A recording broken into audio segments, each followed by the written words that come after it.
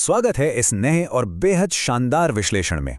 आज हम मध्यकालीन इतिहास के उन पन्नों को पलटने वाले हैं जिन्होंने भारतीय उपमहाद्वीप का भविष्य हमेशा के लिए बदल कर रख दिया। सोचिए, साल है 1191 सीई। ये सिर्फ दो सेनाओं की आमने सामने की भिड़ंत नहीं थी। दरअसल ये दो विशाल साम्राज्यों, उनकी अलग अलग रणनीतियों और अलग अलग ऐतिहासिक दृष्टिकोणों का एक महाटकराव था। तो बिना किसी देरी के चलिए सीधे उस रणभूमि में चलते हैं और महसूस करते हैं कि आखिर वहां हुआ क्या था। तो चलिए इसमें थोड़ा गहराई से उतरते हैं। मध्यकालीन युद्धों का इतिहास ना बड़ी अजीब और नाजुक कड़ियों पर टिका होता है। ये सिर्फ बड़ी सेनाओं या ऊंचे किलों का खेल नहीं है।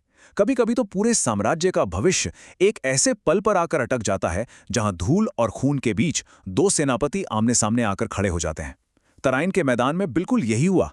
ये सवाल खुद में इतना रोचक है कि आखिर कैसे रणभूमि में सिर्फ एक भाले का वार, एक सीधी व्यक्तिगत भिड़ंत आने वाली सदियों का इतिहास तय कर सकती है।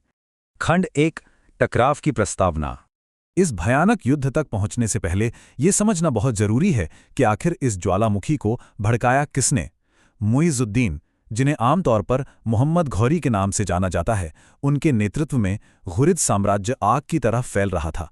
और ये घटनाक्रम बेहतरीन तरीके से दिखाता है कि उनकी सेना का दबाव कितना लगातार और तेज था। 1175 में मुल्तान जीत लिया गया। हालांकि 1178 में वर्तमान गुजरात के चालुक्यों के खिलाफ उनका आक्रमण बुरी तरह विफल रहा। लेकिन क्या वो रुके? बिल्कुल नहीं। उन्होंने गजनवी साम्राज्य को हराया और 1186 आते आते लाहौर पर कब्जा कर लिया।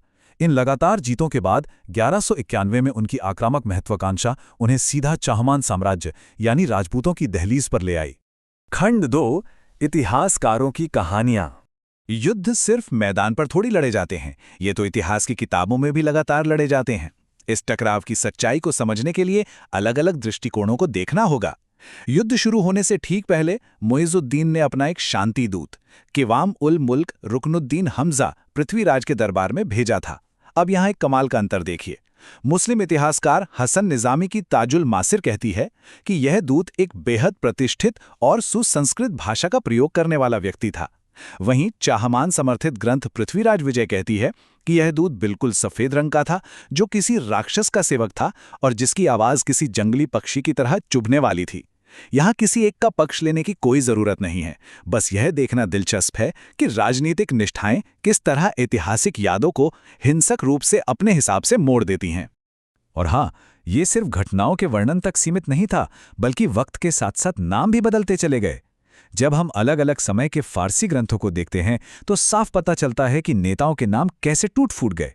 मिन्हाज-ए-सिरात से लेकर 17वीं सदी के फरिश्ता तक आते आते पृथ्वीराज चौहान और उनके सेनापति गोविंद राय तोमर के नाम पिथौर राय से लेकर चावुंड राय तक में बदल गए। सच कहूं तो ये बिल्कुल किसी पहेली जैसा है, जो दिखाता है कि पीढ़ियों के सफर में ऐतिहासिक रिकॉर्ड कैसे अपना रूप बदल लेता है।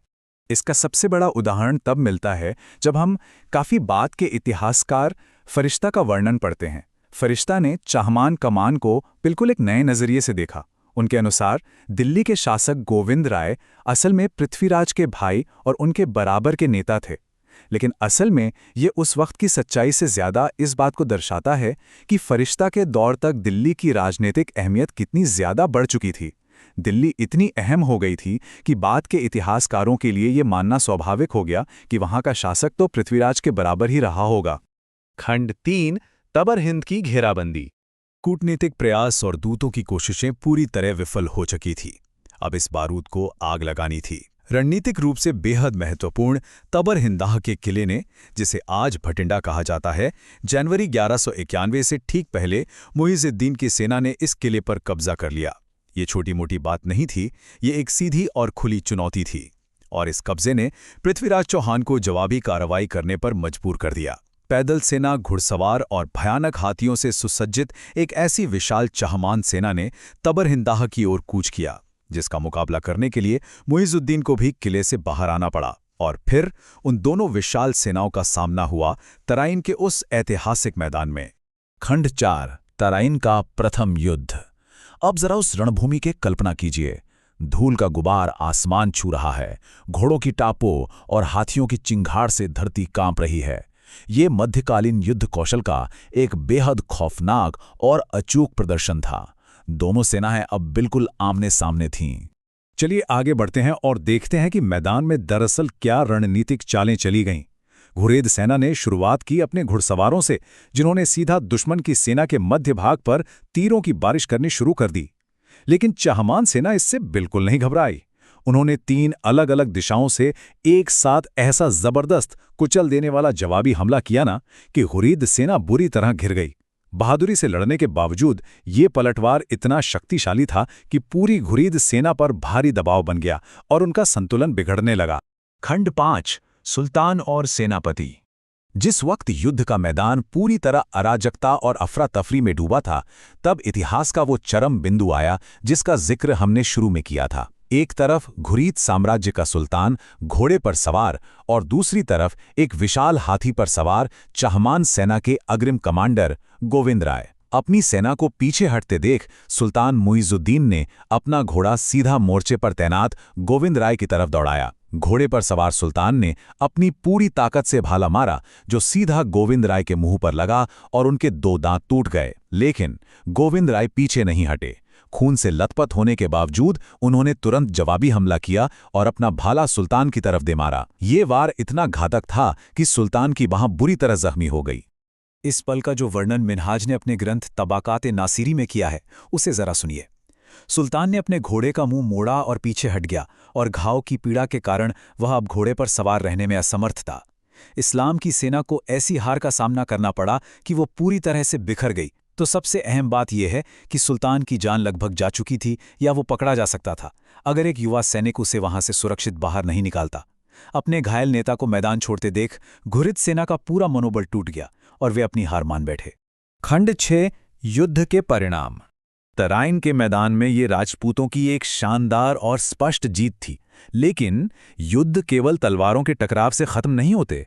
पृथ्वीराज ने आगे बढ़कर तबरहिंदा किले की सफलतापूर्वक घेराबंदी तो कर ली, लेकिन उन्होंने एक बहुत बड़ा फैसला लिया।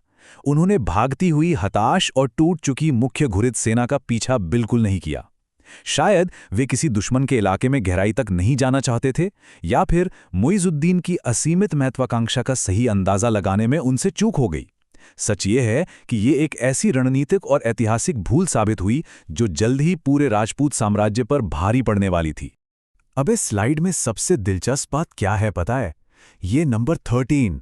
सुल्तान तो वापस लौट गया था, लेकिन उसने तबरहिंदा किले में जिया-उद-दीन तुलाकी के नेतृत्व में अपने सिर्फ 2000 सैनिकों की एक टुकड़ी छोड़ दी थी। और उन सैनिकों ने कमाल की जिद दिखाई। उन्होंने लगातार 13 महीनों तक चहमान सेना को उलझाए रखा। ये 13 महीने मामूली नहीं थे। यही वो अनमोल वक्त था जिसने घुरिद साम्राज्य को अपनी राख से दोबारा उठ खड़े होने का मौका दे दिया। और इन 13 महीनों का नतीजा क्या निकला, ये खौफनाक आंकड़ा देखिए। 1,20,000। गौज़नी में बैठा घायल मुइजुद्दीन अपनी हार नहीं भूला था। प्रतिशोध की आग में जलते हुए उसने एक ऐसी विशाल और कई अधिक शक्तिशाली सेना खड़ी कर ली जिसमें 1,20,000 सैनिक थे। इसे ऐसे समझिए कि ये सिर्फ एक सेना का आंकड़ा नहीं, बल्कि एक आने वाले तूफान की चेतावनी थी जो तराइन के दूसरे युद्ध की बुनियाद रख रहा था। तो इस पूरे ऐतिहासिक घटनाक्रम को देखने के बाद ये एक बहुत गहरा सवाल सामने आता है। तराइन का प्रथम युद्ध चाहमानों की महान विजय थी, रणभूमि में उनके पराक्रम का अद्भुत प्रमाण था। लेकिन उसी जीत के भीतर छिपी रणनीतिक चूक ने अगले ही साल तराइन के दूसरे भयानक युद्ध को जन्म दिया, जिसने अंततः चौहान शासन का अंत कर दिया। इतिहास के ये पन्ने हमें हमेशा सोचने पर मजबूर करते हैं कि लिए गए फैसलों की असली कीमत क्या होती है। क्या सिर्फ एक लड़ाई जीत लेना काफी है, या दुश्मन को हमेशा के लिए खत्म करना ही असली जीत है? तो चलिए इतिहास की इस गाथा को यहीं विराम देते हैं